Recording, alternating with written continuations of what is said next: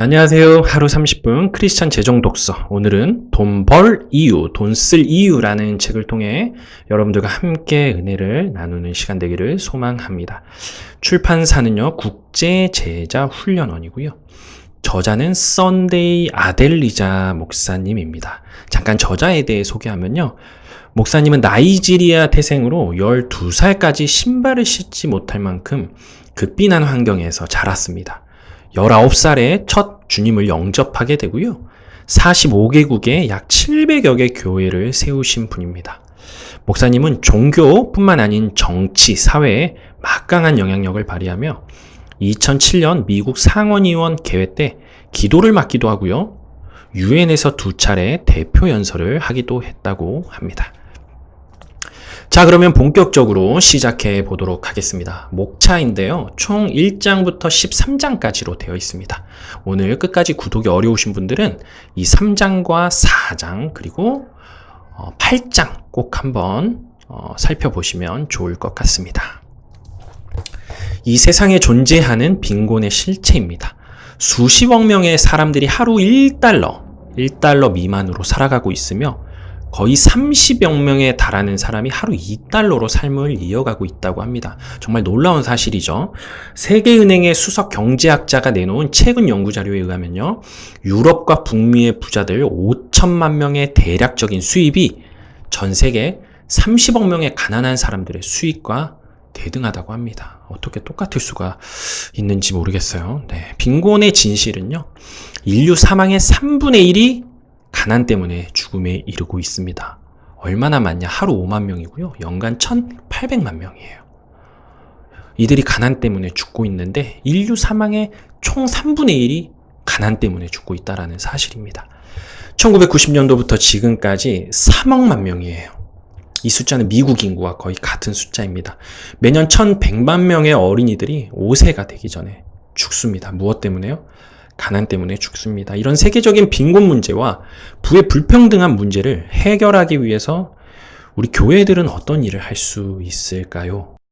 미래형 질문이죠. 저는 이렇게 한번 질문해 봤으면 좋겠습니다. 어떤 일을 해왔으며 어떤 일을 하고 있는지. 이것이 단순히 교회만의 문제가 아니죠. 사회적으로 또 개인적으로 우리가 관심을 가져야 될 그런 소명의 문제가 아닌가 그런 생각을 한번 해봅니다.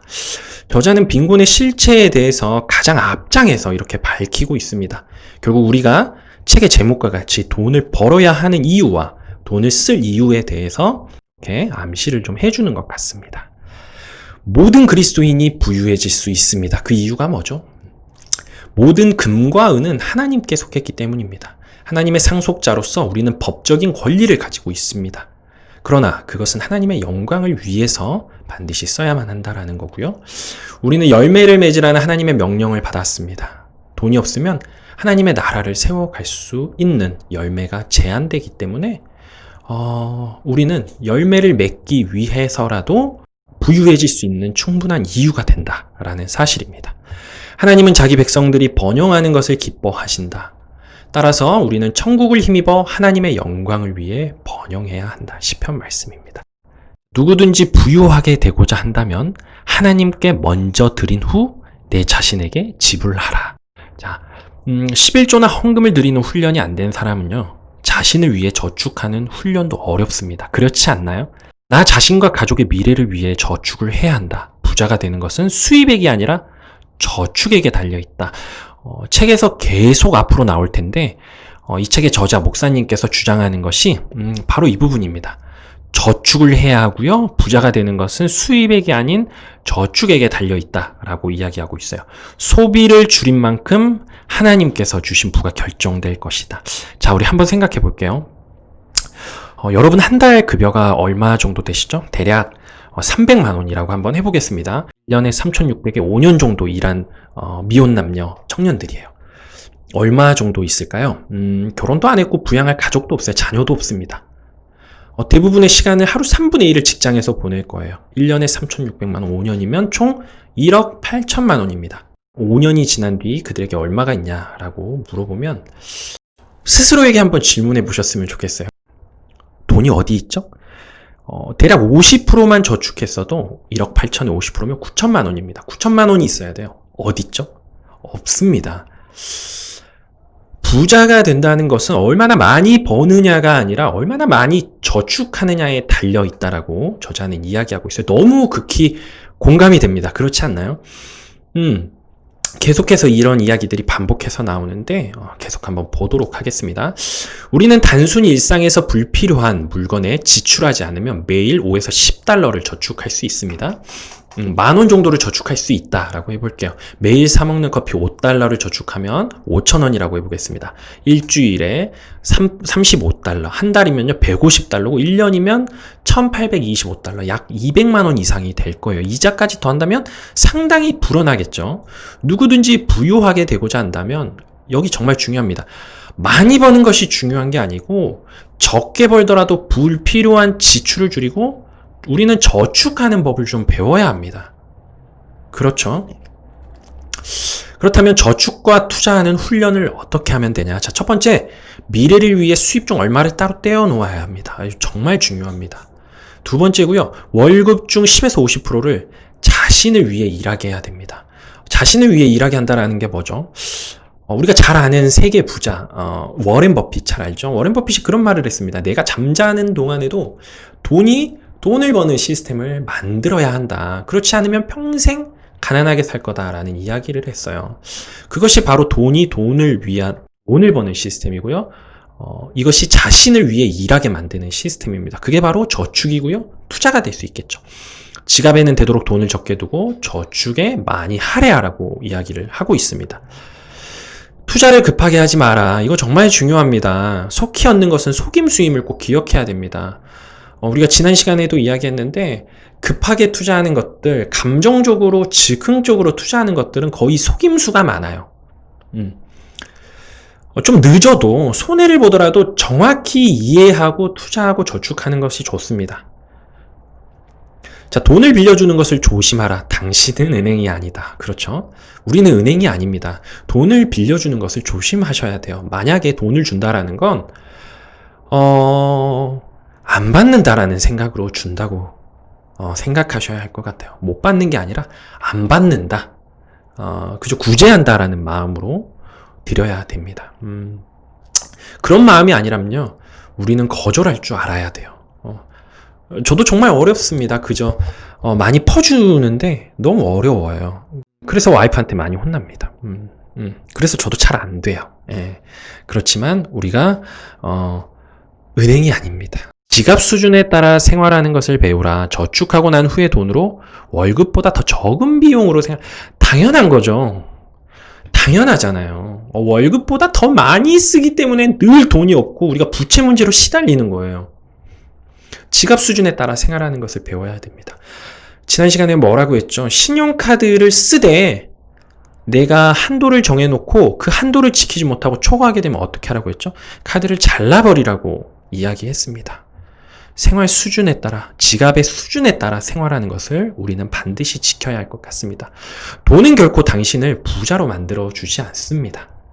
얼마가 있든 자족하지 못하면 만족감이 없습니다. 하나님은 마음이 깨끗하고 정직한 사람에게 돈을 주세요. 자족하는 마음이 있으면 경건에는 큰 이익이 된다고 합니다. 진정한 부는요, 돈이 아니라 의로움입니다. 이것이 하나님의 성품인데 이 성품을 소유한 사람은 자신에게 있는 돈이 얼마이든 만족하고 자족해요.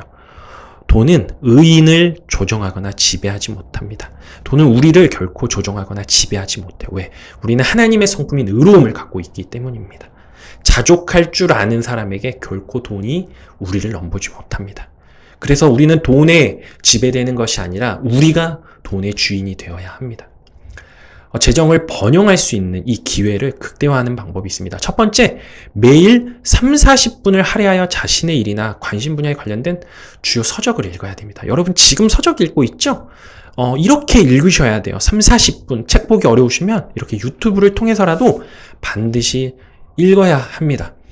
두 번째 법칙은요. 자, 첫 번째 법칙에서 묵시가 없으면 백성이 망한다라는 성경 말씀이 있죠. 우리가 하나님의 지혜를 구하며 끊임없이 좀 공부를 해야 할 것 같습니다. 두 번째, 장소를 이동하는 동안 교육 CD를 듣는 시간. 요즘은 교육 CD가 많이 없죠. 그래서 지금처럼 유튜브 채널을 통해서 좀 지혜롭게 시간을 활용하시면 좋을 것 같아요. 세미나나 강의에 참석하는 것도 요즘은 또 코로나로 인해서 이렇게 모임이 많이 어렵습니다. 지금처럼 유튜브를 통해서 이런 강의에 또 참석하시면 많은 도움이 될 거라고 생각합니다. 그렇죠? 네.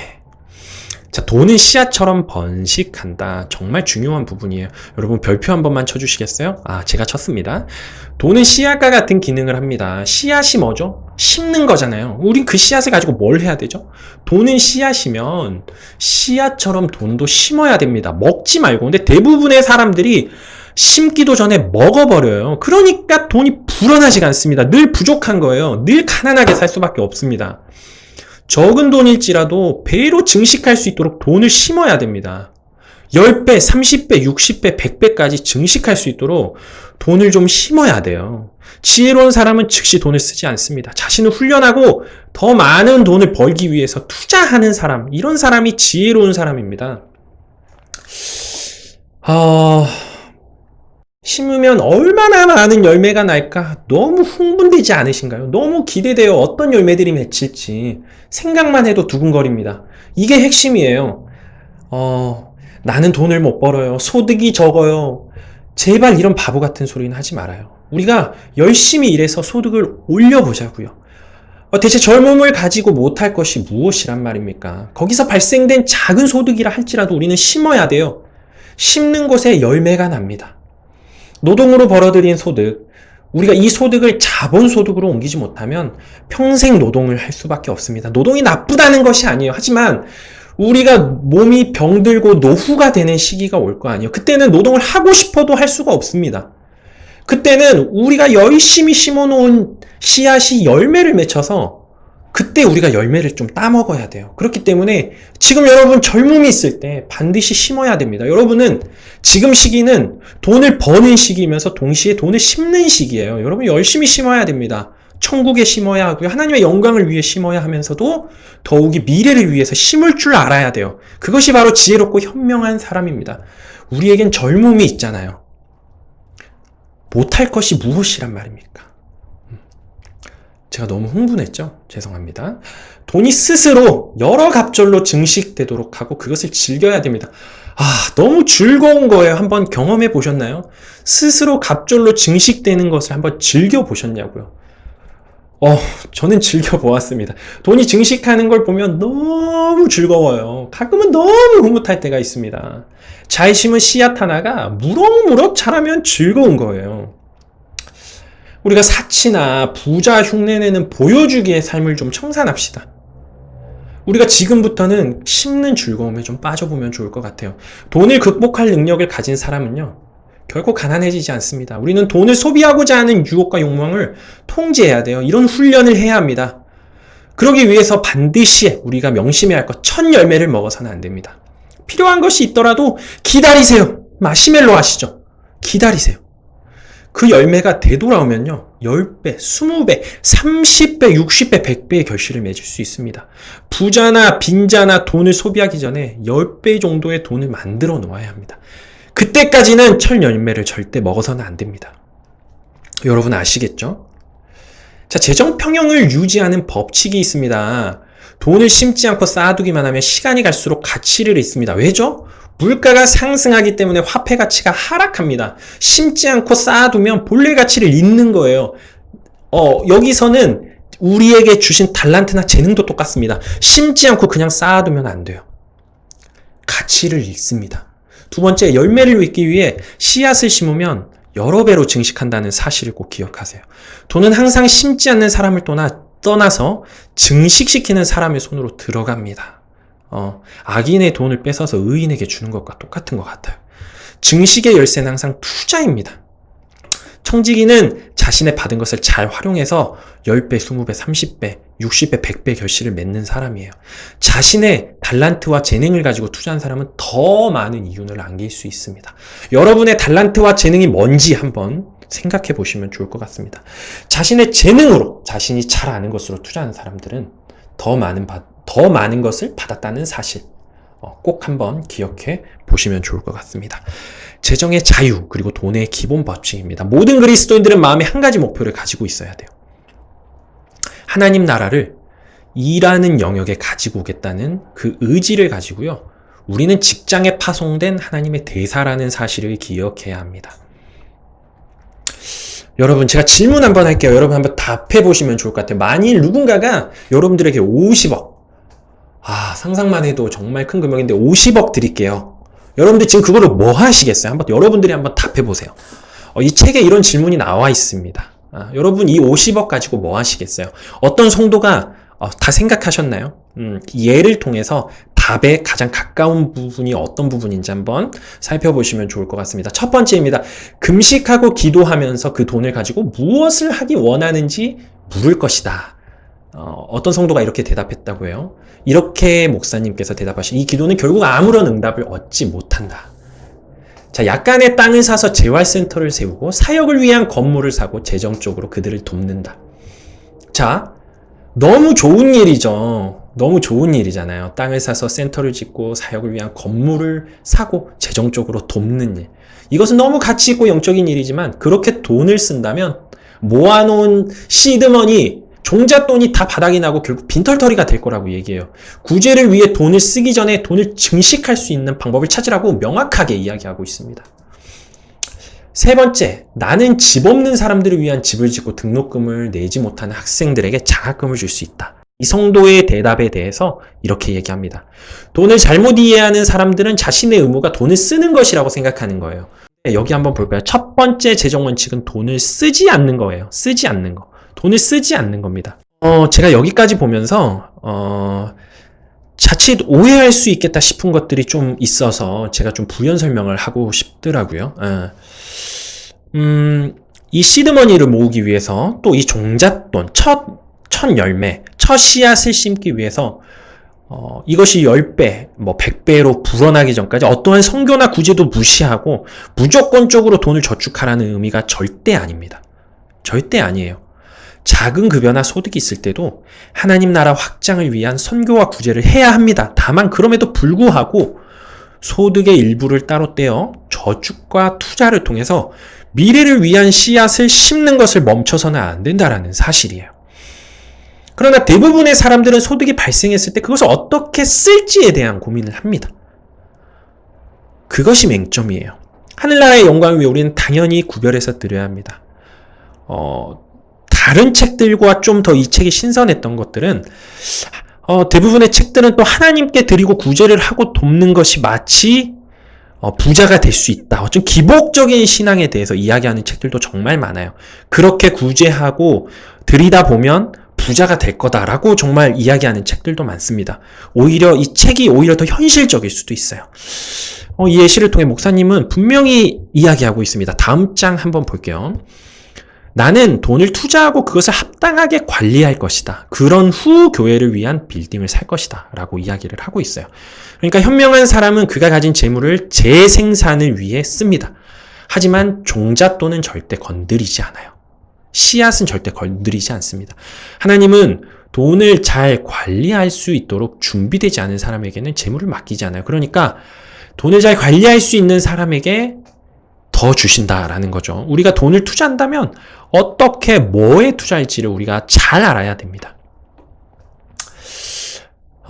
종잣돈은요, 돈을 계속 증식시킬 수 있도록 심어놓는 역할을 해요. 우리는 열매를 통해서 또 선교와 구제를 확장하는, 더 많이 넓힐 수 있는 그런 지혜로운 청지기가 되어야 할 것입니다. 많은 사람이 파산하는 이유는요, 이렇게 좋은 씨, 하나님이 주신 재능과 달란트, 좋은 씨를 가지고 나쁜 땅에 뿌렸기 때문입니다. 여러분도 아마 공감하실 거라고 생각해요. 돈의 속임수를 피하는 것. 146페이지에 나와 있는 간증을 제가 읽어드리도록 할게요. 너무 양이 많아서 제가 옮겨 적지는 못했고요. 제가 좀 핵심 부분만 읽어드리도록 하겠습니다. 여러분 꼭 한번 보시면 좋을 것 같습니다. 누가복음 19장 13절에서 그 종 열을 불러 은화 10문화를 주며 이르되 내가 돌아올 때까지 장사하라 하니라고 말씀하셨습니다. 성경은 그것을 쓰라고 말씀하지 않으셨습니다. 그 뜻은 그 돈으로 장사를 하든지 투자를 하라는 것입니다. 돈은 소비가 아니라 투자를 위한 것입니다. 아이들과 함께 혼자가 되었을 때 하나님은 오직 그분만 의지하도록 제게 가르치셨습니다. 내게 무엇인가를 주실 때 주님은 나는 이것을 너희에게 맡긴다. 그러나 이것은 나의 것이고 내가 내게 말하는 방법대로 쓰기를 원한다는 것을 기억하라고 말씀하십니다. 비록 물질적으로 가장 힘든 시간을 보낼 때에도 나는 어떤 종잣돈도 건드리지 않았습니다. 그것이 법칙입니다. 그렇지 않으면 다음날 무엇으로 심겠습니까? 나는 그저 다른 사람의 축복을 위해 줌으로써 심었다는 뜻이 아니라 더 중요한 것은 다른 사업의 기회들과 벤처의 그 종잣돈을 심었다는 뜻입니다. 목사님 교회의 성도가 나눈 간증입니다. 네. 돈에 무지하다. 금융 문맹 극복하기. 성공의 개념은 증식입니다. 소비가 절대 아니에요. 증식하기 전에는 쓰지 말아야 합니다. 계속해서 반복적으로 이야기하고 있죠.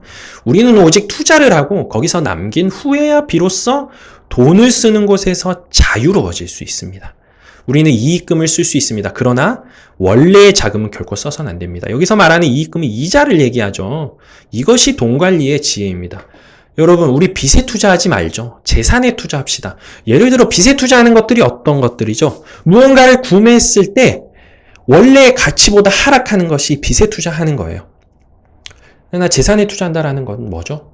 내가 투자했을 때에 대한 가치보다 시간이 지나면 불어나는 것, 그게 바로 재산에 투자하는 것입니다. 한 은행 지점장과 백만장자의 대화가 나와 있는데 약간은 좀 우스꽝스러운 이야기예요. 한번 읽어드릴게요. 나는 지난 25년 동안 하버드 대학교 경영학과를 가장 우수한 성적으로 졸업한 사람이에요. 은행 지점장이 하는 말입니다. 나는 이 나라에서 가장 큰 은행을 갖고 있습니다. 이 말에 백만장자가 뭐라고 얘기하냐면요. 바로 그렇기 때문에 당신이 나를 위해 일하는 거예요. 당신은 나의 점원입니다. 내가 없다면 당신은 당신의 직업을 잃게 됩니다. 정말 뼈를 때리는 대화죠. 그 훌륭한 학벌에도 불구하고 은행의 지점장은 돈이 어떻게 일하는지에 대해서 모르고 있을 거예요. 이 이야기의 핵심은 어떻게를 아는 사람이 항상 무엇만을 아는 사람을 지배한다는 사실입니다. 돈을 가진 사람은요, 당신에게 얼마를 주어야 하는지, 그리고 당신이 얼마나 일해야 하는지를 통제하고 결정해요. 돈을 가진 사람들이 결정합니다. 얼마를 줄지, 당신이 얼마나 일해야 될지. 그러니까 고용주는 고용인에게 얼마를 주어야 할지를 결정할 수 있고, 고용주는 고용인이 얼마나 일해야 할지를 통제하고 결정하는 일을 하는 거예요. 돈을 가진 사람은요. 어떻게 남을 위해 일하는가? 그것이 중요한 게 아닙니다. 어떻게 부를 창출하는지를 아는 것이 지혜입니다. 어떻게 부를 창출하는지 아는 것.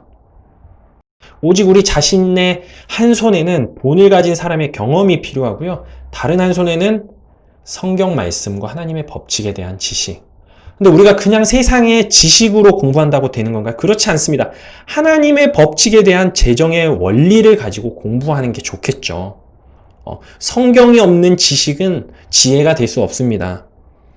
하나님을 아는 것이 지혜의 근본이라고, 지식의 근본이라고 잠언에 나와 있습니다. 하나님의 법칙에 대한 지식이 결국은 지혜라는 것이죠.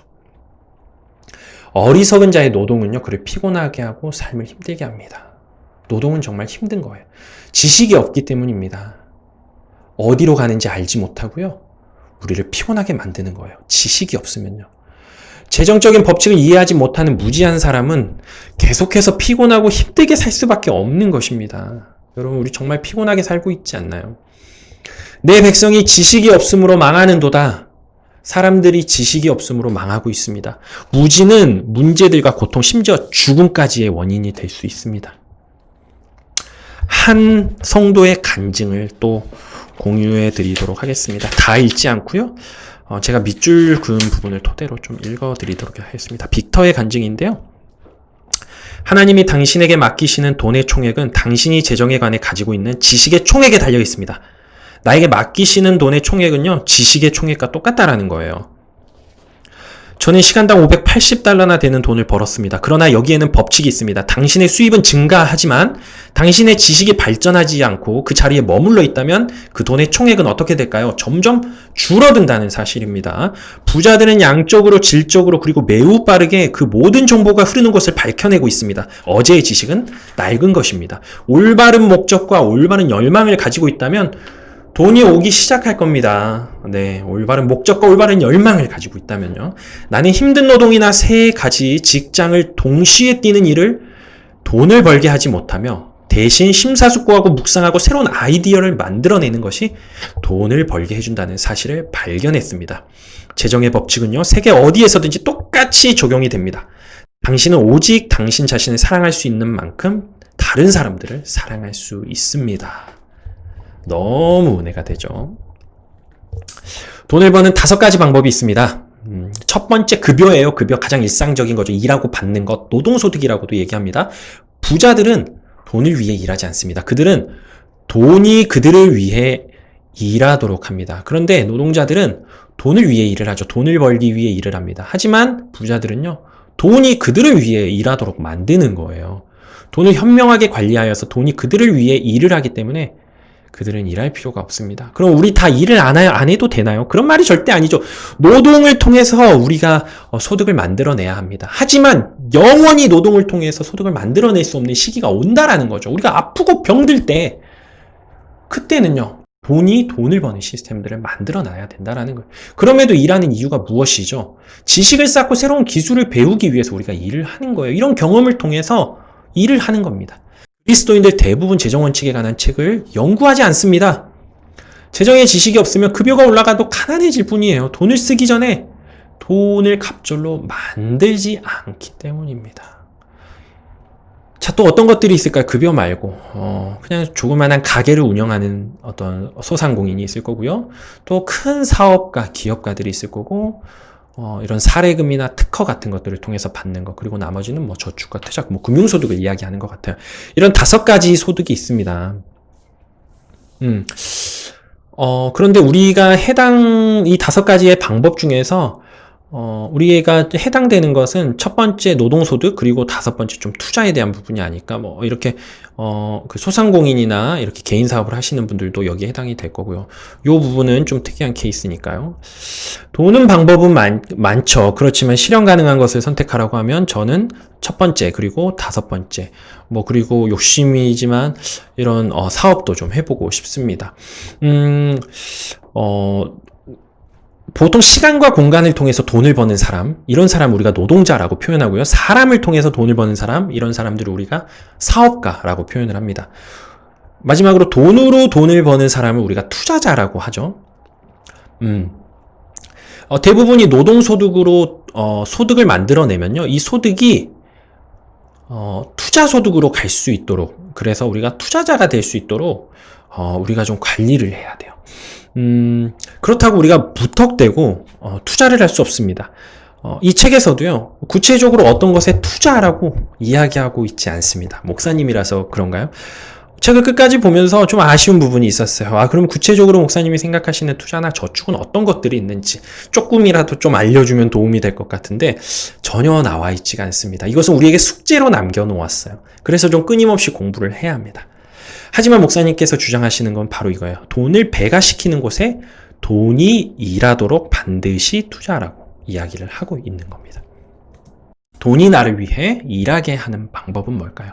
자, 첫 번째, 소비를 줄여야 합니다. 소비를 줄이고 소비하고자 하는 욕망을 제어해야 합니다. 제 아무리 돈을 많이 벌면 뭐해요? 다 써버리면 결코 미래를 위한 저축은 없습니다. 자족하는 마음이 있으면 경건에 큰 이익이 된다고요. 디모데전서 6장 6절에 나와 있는데, 사람들이 번창하거나 경제적으로 독립하지 못하는 이유는 만족감이 없기 때문입니다. 자, 두 번째, 모든 돈을 확실히 세어라. 가계부를 쓰면 좀 도움이 되겠죠? 돈이 당신을 위해 일한다는 것을 알기 전까지 돈을 절대 주어서는 안 됩니다. 은행은 나의 돈을 통해서 이익을 남기고 그 이익으로 운영이 되는 곳입니다. 나의 돈을 다른 사람이 아닌 나를 위해 나의 이익을 남기는데 반드시 좀 투자가 되어야 한다는 것. 세 번째, 예산에 맞추어 살아가는 것. 일하는 것. 예산을 세우고 그 안에서 생활하는 거 정말 중요하죠. 예산을 지키지 못하고 초과하면 어떻게 하라고 했죠? 다 찢어버리라고 했죠. 신용카드. 아무 일도 하지 않으면 아무것도 아닌 사람이 됩니다. 자, 우리가 욕심이 나쁜 것이라고 해서 우리가 원하는 것을 향해 앞으로 나아가는 것 또한 시도하지 말아야 될까요? 그런 뜻이 절대 아니겠죠. 아무것도 하지 않은 사람은 아무것도 아닌 사람이 되는 것입니다. 욕심이나 돈을 사랑하지 않겠다고 아무것도 하지 않고요. 게으름을 피우는 것은 결코 용납되어서는 안 됩니다. 악하고 게으른 종이다 라고 이야기할 수 있어요. 욕심이라는 핑계로, 돈을 사랑한다라는 핑계로 아무것도 하지 않으면 안 됩니다. 우리가 이것을 극복해야 돼요. 하나님을 돈보다 더 사랑함으로써 우리가 이것을 극복하기를 소망합니다. 우리의 수익을 보호하기 위한 아이디어인데요. 일정하게 돈을 좀 벌어야 되죠. 수입이 좀 일정하게 나오면 좋고요. 결과에만 흥미 갖지 말고 과정에서 생긴 사소한 일에 신경을 쓰고 축적에만 초점 맞추지 말고 추적 관찰하는 과정에 좀 시간을 들여라. 경제 동향을 좀 살펴보고 경제 동향을 알면 좋겠죠. 그런 부자들의 습관이나 정보들을 좀 계속 수집하고요. 정말 중요하죠. 우리가 나누는 삶을 살았으면 좋겠습니다. 결국 돈을 버는 이유가 여기 있잖아요. 데이빗 생각입니다. 마무리하겠습니다. 혹시 이 한자가 무슨 한자인지 아시나요? 억자입니다. 우리가 1억, 2억, 3억 할 때 그 억자입니다. 이 억자는요. 사람 인자와 뜻 의자가 합쳐진 한자입니다. 뜻을 풀이하면요. 사람이 뜻을 이룰 수 있게 해주는 단위, 그 돈이 억이라는 거예요. 대체 종잣돈, 시드머니, 씨앗 얘기하는데 얼마가 있어야 되는 거예요? 이 단위가 꼭 기준이 되는 것이 아니지만 저는 이런 한자 뜻 풀이가 기억이 나서 1억이라는 단위를 한번 가져와 봤습니다. 여러분 1억 있으신가요? 여러분 1억 있으세요? 한 가지 질문을 좀 드려볼게요. 여러분 1억을 버는 게 빠를까요? 1억을 세는 게 빠를까요? 하나, 둘, 셋, 넷 이렇게 세는 게 빠를까요? 버는 게 빠를까요? 자, 그렇다면 1억을 버는 게 빠를까요? 세는 게 빠를까요? 하나, 둘, 셋, 넷 이렇게 세는 게 빠를까요? 1초에 하나씩 센다라고 가정해 봅시다. 밥도 안 먹고 잠도 안 자고 연애도 안 하고 하루 24시간 오로지 숫자만 셉니다. 하루는 24시간, 분으로는 1440분, 초로는 86,400초예요. 자, 1억을 86,400초로 나누면 1로 따지면 약 1157일이고요. 월로 따지면 약 39개월, 연으로 따지면 약 3년 2개월이 나옵니다.